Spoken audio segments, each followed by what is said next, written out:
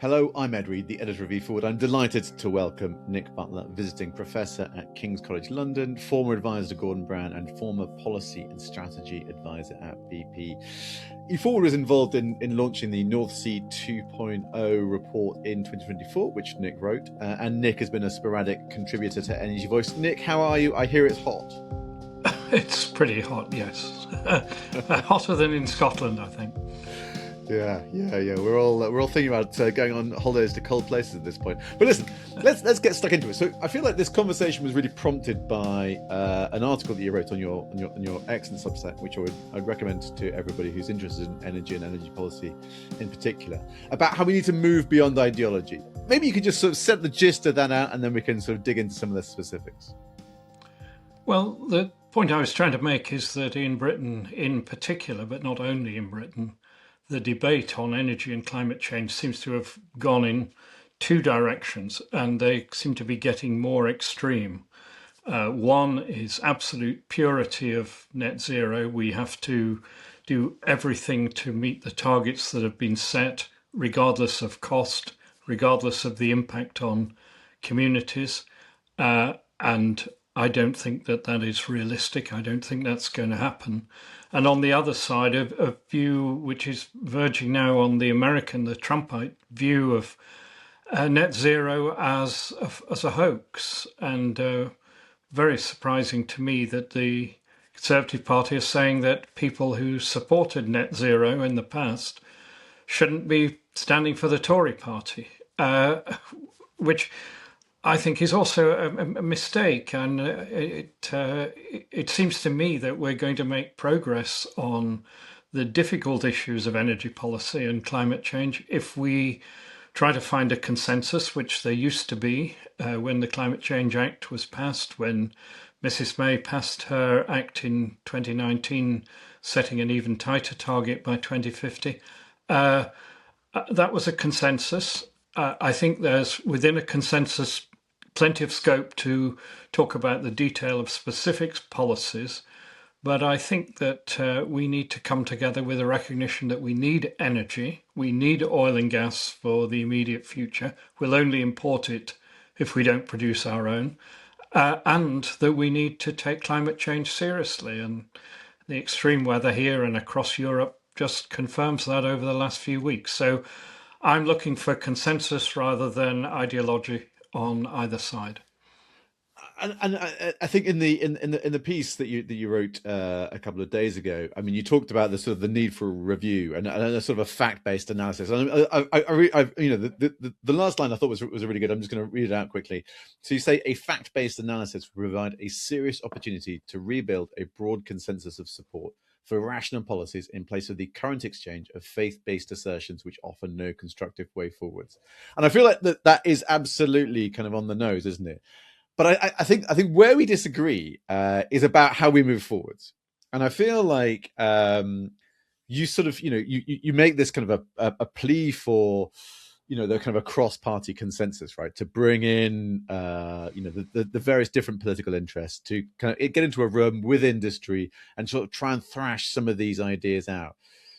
My feeling is that given how politics is at this point, that we are not in a place where we can see that happening. As you say, right, Kemi Badenoch has said, look, this is a firm line. People who, essentially are sort of in favor of, the sort of net zero commitments that we've made are no longer, in effect, welcome in the Conservative Party. The Labour Party maybe is a sort of a slightly more nuanced position. That's a bit unclear, but they are broadly much more in favour of, and have obviously over the last 2 years been much more focused on driving forwards renewables, and obviously have thrown up sort of various obstacles to the oil and gas industry. Ed Miliband, obviously, no fans in Aberdeen, I would point out. And I think that, obviously we don't know quite what the sort of the Andy Burnham, Miata Farnborough sort of perspective is going to be. But it feels like we're at a point of political dysfunction over energy. And I wonder, how do you think we should solve that problem, right? How do we go from sort of where we are to a point where we can actually have that sort of rational conversation about actually what is it the country needs and how to move forwards? I think the key first step, and I understand your analysis, I'm just not so pessimistic as you are, I think you have to be in policy making and these serious issues. You have to have a degree of optimism. I think the optimism begins by acknowledging that neither of the two ideologies I talked about at the beginning are actually working. I mean, we've had 20, 30 years now of the net zero strategy. There is no global deal. There is no agreement between countries on reducing emissions. We have our own targets, but achieving net zero in the UK would remove a total of, I think it's 0.08% of global emissions, i.e., it would make almost no difference at all. And we should acknowledge that that isn't working. We are still going to need oil and gas. Importing it has, to me, no moral, economic, environmental gain over producing it ourselves. In fact, it's an economic loss because it would bring in revenue and jobs and so on. On the other hand, just denying it all, denying that climate is affected already by global warming and by emissions, which you see across the world day after day this summer, that's going nowhere either. So I think we should just accept current approaches are not working, and let's go to a fact base, which is that we do need to take action, but we also need energy. Quite a lot can be done with the technology we have. I think there are also technical horizons that we really ought to be focusing on and improving, and particularly reducing the cost of those extra steps that we need to take. And I think that would be a rational approach. It wouldn't bring everybody into the tent. But if we can't do that, we ought to do it together as a society because it is so important to us. I worry, and I see some hints that current government is beginning to agree with this, that if you go too far in one way, you alienate the public who don't trust politicians anyway. I think people want politicians and business to solve these problems, not just to make assertions that are obviously impractical.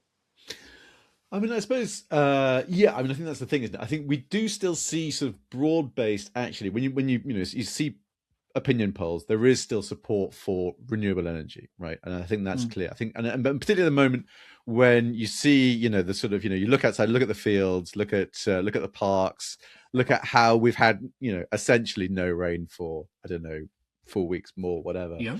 It feels clear that there is this real kind of driver for it. But I think there's also that thing, isn't there, about high energy prices, which Yes. I think has kind of coincided to make this kind of challenge around renewable energy. Maybe if we can, look at that for the time being.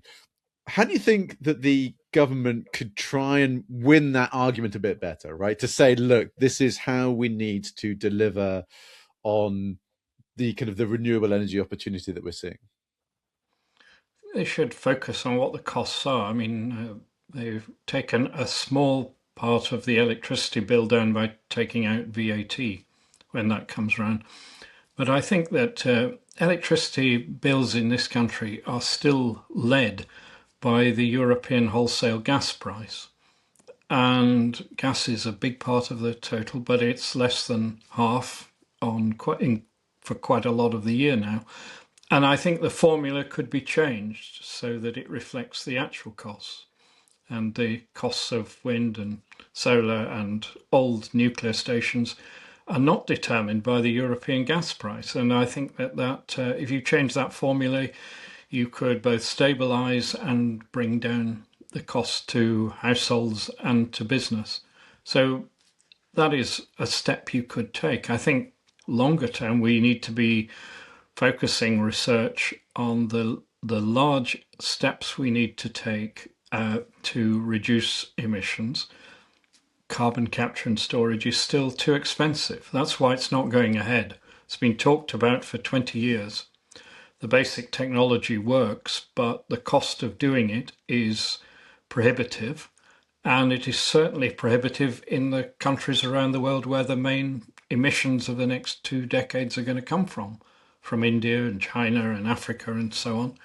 And we need to find low-cost, low-carbon solutions. And I think that is a contribution through science, through the universities, through the research centres, and through business. That should be the UK's contribution to solving the problem, not just telling people they can't have heated towel rails or they can't have air conditioning and one thing and another, which is a very negative way of doing policy. I think we should be positive and constructive, address the issues, and find low-cost solutions. Yeah, I mean, I think it's a terrible look, isn't it, when the government is saying let's build data centers, but people can't have air conditioning. I just feel like it's absolutely contrary to Yes. everything they're trying to do. I feel like you can see the sort of the point from like an industrial point, but in terms of sort of actually trying to bring people along with them, right, bring voters along with them to where we're trying to get to, it just feels like an incredibly poorly judged suggestion. Well, now you're arguing my argument for me. Thank you, Ed.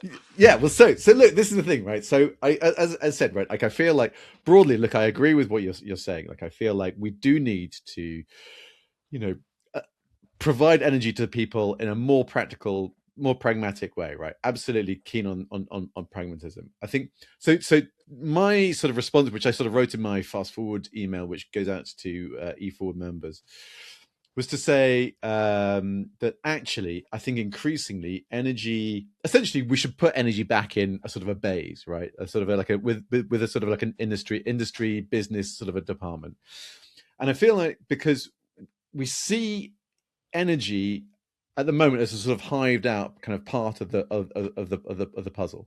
If we returned it to industry, and if we had more of a thinking about like integrating this in terms of this sort of the industrial strategy that we've heard about, that the government has been talking about, and that we think that Andy Burnham is still in favour of, although obviously we're still working on indicators in that regard. I feel like it would help industry, and it would help incorporate that thinking to sort of being actually what's the sort of the amalgamation of thinking? How do we synthesize these different parts to move forward? And I think particularly in the case of DESNZ, the last 2 years, at least under Ed Miliband, we've seen this sort of point where the department has made extraordinary progress in driving forwards renewable energy projects, right? I think no one can argue about that. The allocation round process has been a real success in terms of signing up new capacity. But it's been this sort of weird point where it's been sort of quite a lopsided bicycle, where you have a sort of a very strong, very keen sort of ministry in terms of sort of renewable energy. But in terms of oil and gas, Ed Miliband would sort of, come out occasionally and say, oh, yes, we see oil and gas, playing a part for the years to come. But he would say it through gritted teeth, right? He was clearly not a fan of the sort of the oil and gas industry, of hydrocarbons in general. And I feel like, in a way, that's fair, right? Like, actually, the oil and gas industry is a diminishingly small part of the, of the UK's energy industry. It's a diminishingly small part of our industrial base. Why don't we just regulate it as an industry, right? Why don't we just say, look, let's put this on a level pegging with other, emitters. Let's, think about like cement or burning gas for power or glass or pottery or things like that, and think actually, what is the way that we can do this in the most efficient way, and stop thinking about it as being a sort of an exception that needs a sort of a windfall tax, and think of it as just like a cyclical industry that needs to be regulated and needs certainty alongside other, sort of parts of the economy. What do you think about that, Nick? Well, I think I agree. I think the thing we need to do is to stop seeing the existing energy industry as evil, as Yeah. black and white or black and green. And I think we have those companies, whether they're producing in the North Sea or producing somewhere else, because we are using those products. And we are simply not going to stop using those products overnight. Wind, solar, new nuclear, they all provide electricity. But as you know, electricity is only 20% of final energy demand. We still have almost 3/4 of the economy runs on oil and gas. And I think we should put good controls on all the companies. We should make sure that they are not making windfall profits. I think that's gone a long way with the oil and gas industry. I think there are still actually some people in the renewables sector who are making very high profits. But I think we should bring it together, be very practical. This is my first question in this suggestion of a review, a step back review of energy and climate change policy in the UK, was to look at what energy we need over the long term. I think we need a balance, we need a mix. That mix will change over time, but not instantly. And how can we best provide that? So I think it's a matter of accepting that all these sources have a role. They should be properly regulated. They should be part of a total plan. And that includes a plan towards reducing the risk of climate change. And I think the point on that is that we won't do it in one country. Classically, who was it? Lenin said you can't have socialism in one country. I don't think you can have good climate policy in one country. It's a global problem. We ought to be contributing to the global solution. And I think that is a matter of both public policy and private companies. Private companies hold a lot of the expertise. They should be incentivized to move in the right way. But we should see it as a global problem, not something that can just be solved by closing down the oil and gas industry in Aberdeen. So let's talk about the sort of the private side of it, because I think, as you say, right, I think that's it's kind of crucial. We've seen companies coming through, obviously participating in allocation rounds, and obviously the sort of the oil and gas companies are kind of on the back foot, merging, consolidating, looking at sort of tax efficiency strategies and that sort of thing. What do you think companies are seeing when they look at government policy? What is the takeaway? What do you think that they are planning for the future? Well, I think what they've been seeing is what I think used to be called, in relation to the Windrush generation, a hostile environment. They are not wanted. Now, I hope that is beginning to change. I think the new government, looking at it across the board on other issues, is taking a much more pragmatic and practical view of many things. It's also, incidentally, trying to look across party. I think the discussions on social care, for instance, and the future of defence, the rhetoric, certainly, and I believe the rhetoric at the moment, is for looking for something that is cross-party, not least because unless there is some sort of cross-party agreement that this policy or something like it is going to continue into the 2030s and beyond, people won't invest because there's too much uncertainty. They'll go elsewhere, and I can't blame them. So I think that should be the approach. I hope it's going to be. I look forward to what Miata is going to say. I hope next week or the week after. And I think that it's pragmatism rather than ideology which should rule what happens. So in terms of just sort of in closing, right, thinking about the kind of the broad piece of the puzzle, thinking about that kind of the challenges of the government, and I suppose there's also an opportunity, right? Andy Burnham's got a chance to sort of reset it in a way that obviously Ed Miliband and sort of Keir Starmer had sort of run into basically sort of a bit of a deadlock around things, around how to actually change. What do you think that just in a couple of sentences, what do you think that the government should be focusing on as a sort of a first step? Obviously, we're only sort of, I don't know, quite early days of the Burnham administration. Well, I think it's finding the pragmatic balance between energy security, affordability, and taking action to mitigate climate change. Perfect. And all right. That's not simple, but no, it's not simple. But I think it is doable, and I think that begins with an acceptance that where we are is not working. Yeah. I suppose, my feeling is that there's a question around, I feel like in the energy industry, we often think about how we see things developing, right? There's sort of like an engineering perspective on actually how to deliver things. And I feel like the thing that I often see is this kind of separation between what the energy industry sees and what politicians see. And I feel like politicians feel a lot more hampered by what they can do, what risks they can take. And I feel like at the moment, those risks feeling higher, right? Because, we've seen the energy crisis sort of developing in the Middle East. we're seeing, the kind of the effects of kind of climate change playing out, and we've but also, of course, the sort of the reality of how we find energy security. But listen, Nick, thank you so much. I want to really say thank you to coming on and talking me through your thinking. Again, I would recommend to all people that they should read Nick's Substack. It's always an interesting read, even if we don't always agree on the some of the points. We very much agree on the direction of travel, Nick, and I'm glad to have you along with us. Pleasure. Thank you. Thank you very much. I've been Ed Reed. Thanks for listening.